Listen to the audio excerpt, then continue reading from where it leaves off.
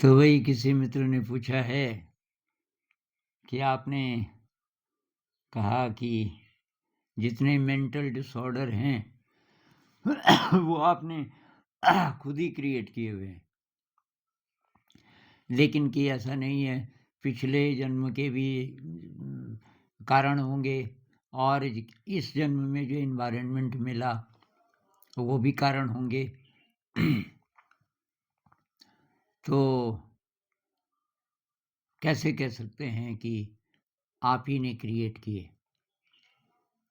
भाई ज़िम्मेदार कोई भी चीज़ हो, एनवायरनमेंट हो, पिछले कर्म हों, जब आपको होश आ गया, आप अवेयर हो गए, आप अब एडल्ट हो, तो अब आप ज़िम्मेदार हो। अगर ये ज़िम्मेदारी आप नहीं लोगे, अरे बोलते रहोगे कि अब मैं ज़िम्मेदार नहीं, ये तो पिछले का कर्म है जी और ये है, ये वो है, तो तब आप और उसको बढ़ाओगे। ये बात सब पे लागू होती है। कोई अल्कोहलिक है, तो एए है, अल्कोहलिक्स एनोनिमस, एक संस्था है जो ये छुड़ाती है नशा। वो कहते हैं ज़िम्मेदारी चाहे किसी की भी रही हो, आपको किसी ने पीना सिखाया, आपका माहौल ऐसा था, कुछ भी था कारण, लेकिन अब आप ज़िम्मेदार हो। इसको छोड़ना है तो पूरी ज़िम्मेदारी लो। I am responsible. उसी तरीके से आपको पता चल गया, आप ये जब सवाल पूछ रहे हो मतलब आप पूरे अवेयर हो, आपका दिमाग ठीक काम कर रहा है। आप कह रहे हो कि बहुत सारे फैक्टर्स थे या होते हैं जिससे कि मन पर असर पड़ता है और फिर मानसिक डिसऑर्डर हो सकते हैं। ये जब आपको बात समझ आ गई जिस क्षण से, अब आप ज़िम्मेदार हो। ज़िम्मेदारी लोगे तो आप छूट सकते हो। इन सब डिसऑर्डर से छूट सकते हो। ज़िम्मेदारी नहीं लोगे, यही बोलते रहोगे कि इसका दोष है, उसका दोष है, पिछले जन्म के कर्मों का दोष है, तो आप छूट नहीं पाओगे। तो इन्होंने एक एग्ज़ाम्पल दिया कि जैसे मैं शादी नहीं करना चाहती और पेरेंट्स ज़बरदस्ती मेरी शादी करना चाहते हैं और अब शादी से मन पर बहुत ज़्यादा गलत असर पड़ेगा क्योंकि मैं तो चाहती नहीं या चाहता नहीं। अब मुझे पता नहीं चला लड़का है कि लड़की, पर ये तो सब पे लागू होता है। अब अगर आप पेरेंट्स की बात ना मानो तो फिर ये बात आती है कि जी ये डिसोबीडिएंट है, ये है, वो है, वो है।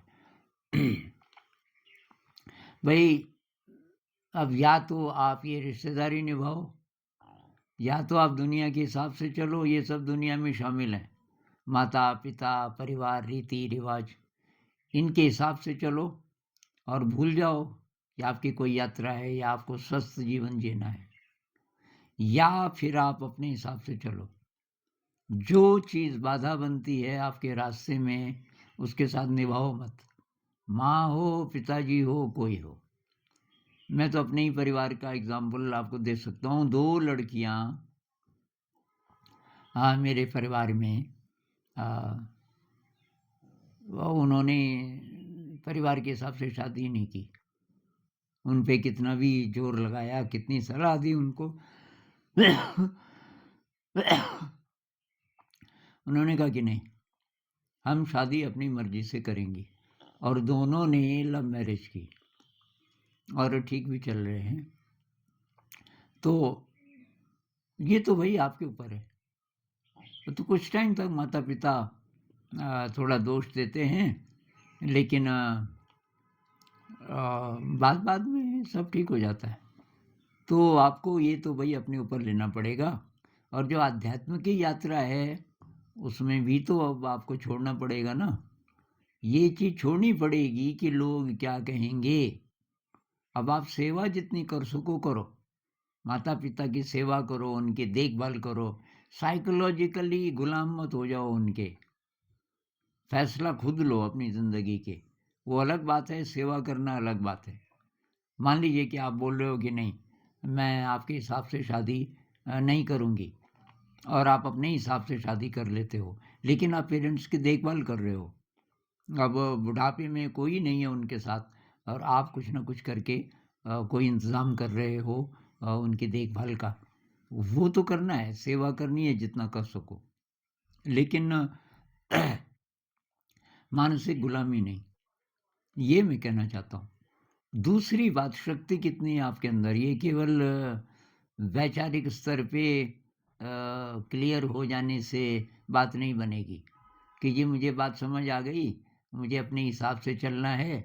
लेकिन अपने हिसाब से भी कैसे चलोगे? आपके अंदर शक्ति तो है ही नहीं।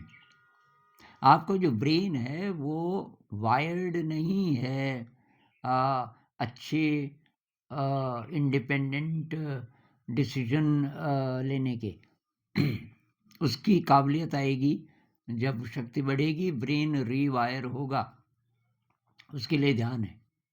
ध्यान का अभ्यास करो, क्रिएटिविटी बढ़ाओ ज़िंदगी में, थोड़ा-सा रिस्क लेना सीखो, थोड़ा खतरों का सामना करो जिससे आपका साहस बढ़े।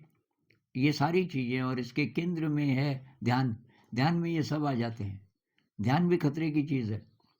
ध्यान से आप अपने जीवन को ट्रांसफ़ॉर्म कर रहे हो। अपने अहंकार के पार जाने का रास्ता निकाल रहे हो। अपनी डेफ़िनिशन को ज़ीरो करने की कोशिश कर रहे हो। तो ये तो बहुत खतरे की बात है। फिज़िकली भी आप विपस्सना मेडिटेशन करोगे तो फिज़िकली भी शरीर में बहुत ज़्यादा कष्ट भी हो सकता है और काफ़ी मानसिक परेशानियाँ भी हो सकती हैं शुरुआत में। तो आसान रास्ता नहीं है अध्यात्म का।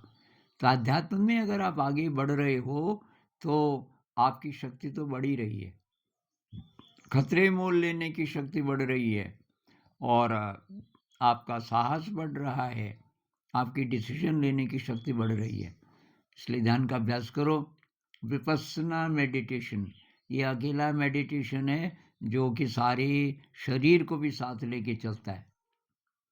आजकल जो बॉडी स्कैनिंग बोलते हैं, इनर इंजीनियरिंग बोलते हैं, कई दूसरी टर्म्स हैं, वो सब यही है जो कि बुद्ध बोल गए थे 2500 साल पहले। विपस्सना मेडिटेशन में यही आता है, बॉडी अवेयरनेस या एक-एक पार्ट्स के अवेयरनेस, जिसको इनर आजकल क्या बोलते हैं, इनर इंजीनियरिंग भी बोलते हैं कोई-कोई लोग।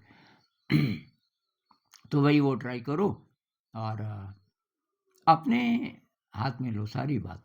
आप बोलो आई एम रिस्पॉन्सिबल, अपनी ज़िंदगी के लिए मैं रिस्पॉन्सिबल हूँ।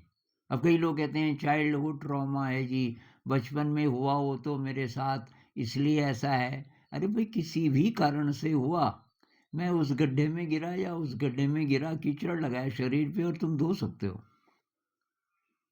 सामने पानी है और लोग धो रहे हैं, अपने को साफ कर रहे हैं, तुम भी जाओ। ये जो ध्यान का रास्ता है वो ये वही है।